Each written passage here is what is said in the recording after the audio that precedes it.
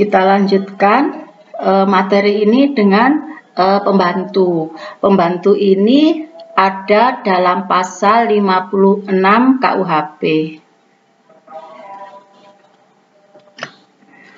Pembantuan ini bersifat asesuer, artinya untuk adanya pembantuan harus ada orang yang melakukan kejahatan.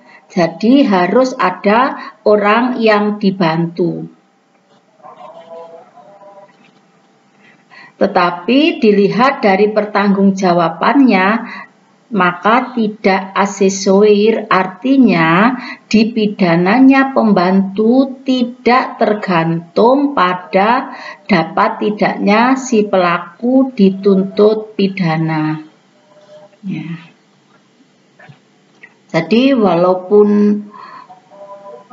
pelaku utamanya ini belum dipidana, maka dia juga bisa dipidana. Pembantuan ini dibagi menjadi dua, yaitu pembantu pada saat kejadian dilakukan.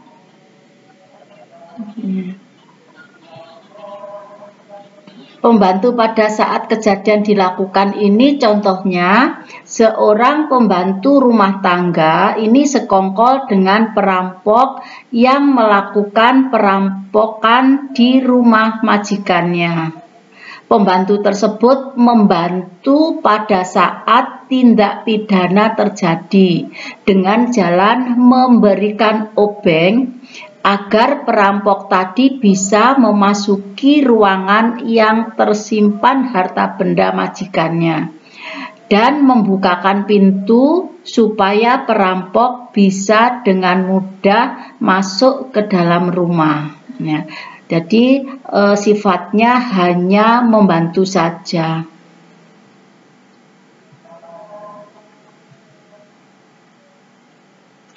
Pembantuan pada saat kejadian dilakukan mirip dengan turut serta.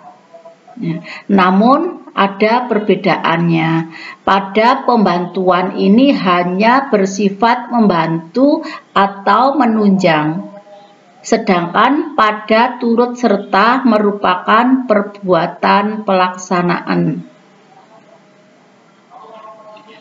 Kemudian maksimum pidana pembantu adalah maksimum pidana yang bersangkutan dikurangi sepertiga, sedangkan turut serta dipidana sama. Artinya kalau orang ini melakukan tindak pidana ini sekedar membantu, misalkan membantu yang contoh tadi merampok, pelaku utamanya tadi misalkan dikenai hukuman 6 tahun. Ya. Kemudian kalau sekedar membantu ini dikurangi sepertiganya jadi 6 tahun dikurangi sepertiganya itu kan 2 tahun, jadi hanya dipidana 4 tahun. Sedangkan kalau turut serta itu dipidana sama. Jadi turut serta tadi kan yang melakukan lebih dari satu, ya. Jadi itu pidananya sama. Oke. Kemudian yang kedua, pembantu pada saat kejahatan belum dilakukan. Ya.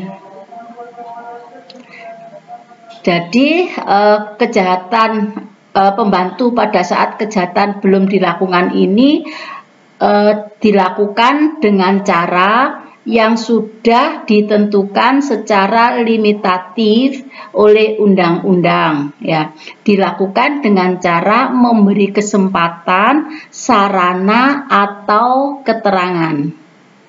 Nah, ini caranya.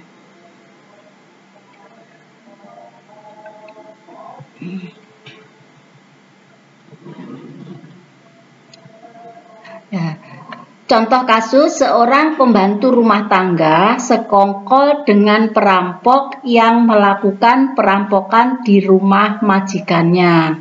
Pembantu tersebut sebelum terjadinya perampokan memberikan petunjuk, ya, memberikan keterangan bahwa ini majikannya biasanya tidur jam 12 malam. Kemudian majikan tidur di ruang mana dan kamar tempat harta benda tersimpan, sehingga dengan keterangan pembantu tersebut, ya, perampokan ini berjalan dengan lancar atau dengan mulus.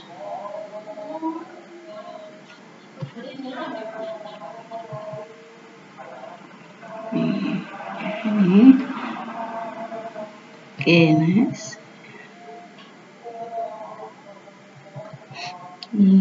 Nih, perbedaan antara perbantuan pada saat belum dilakukan dengan pada saat kejahatan dilakukan. Itu perbedaannya waktunya.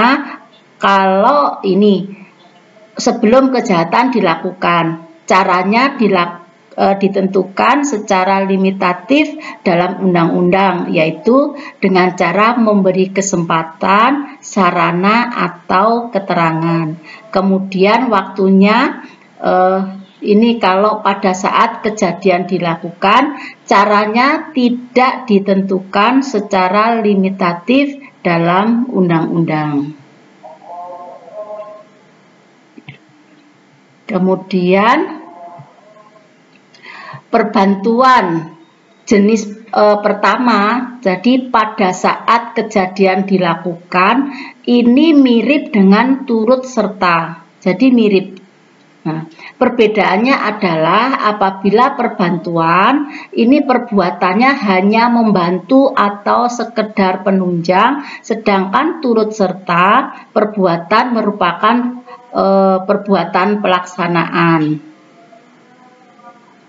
Kemudian kalau pembantuan ini hanya untuk memberi bantuan saja pada orang lain yang melakukan tindak pidana atau kejahatan, sedangkan turut serta diarahkan untuk terwujudnya tindak pidana.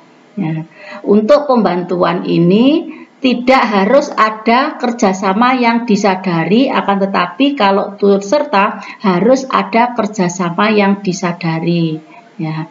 Kemudian untuk perbantuan tidak mempunyai kepentingan atau tujuan tersendiri, ya, sekedar membantu saja ya sudah lah. Tetapi kalau turut serta mempunyai kepentingan atau tujuan sendiri, ya.